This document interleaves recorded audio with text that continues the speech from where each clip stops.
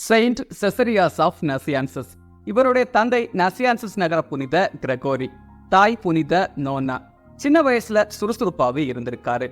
எகிப்து நாட்டோட அலெக்சாண்ட்ரியா நகருக்கு போய் கல்வி கற்றிருக்காரு. அங்க மருத்துவம் மற்றும் வானியல் கற்று சிறந்த மாணவராகவே இருந்திருக்காரு.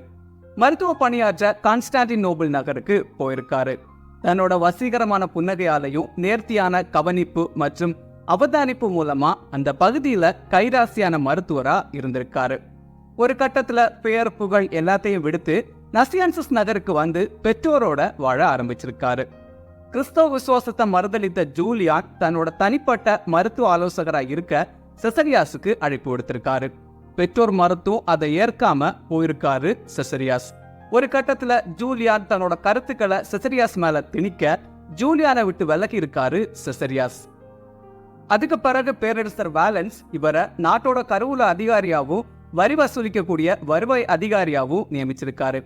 வாழ்க்கை நல்லாவே போயிட்டு இருந்திருக்கு. ஆனா திடீர்னு நிக்கோமியா நகர்ல பெரும் பூகம்பம் ஏற்பட்டிருக்கு. மொத்த நகரும் நிலை குலைஞ்சு போயிருக்கு. அதிர்ஷ்டவசமா செசரியாஸ் உயிர் தப்பியிருக்காரு. மனக்கலக்கத்தோடு இருந்த செசரியாஸ ஆறுதல் படுத்தி அரசு வாழ்க்கையை தவிர்த்து ஆண்டவரை தேடு அப்படின்னு சொல்லியிருக்காரு இவரோட சகோதரர் கிரகோரி.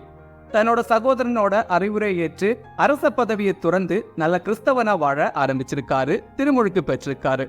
நிலநடுக்கத்தை தொடர்ந்து அந்த நகர்ல பிளாக் தொற்று நோய் பரவ ஆரம்பிச்சிருக்கு. ஒரு கட்டத்துல செசரியாஸ் பிளாக் நோய் பாதிச்சு திருமுழுக்கு பெற்ற ஒரு சில தினங்கள்லயே இறந்து போயிருக்காரு.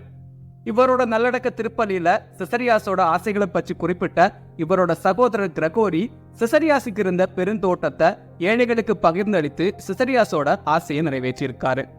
February 24, Saint Caesarius of Nazianzus feast day.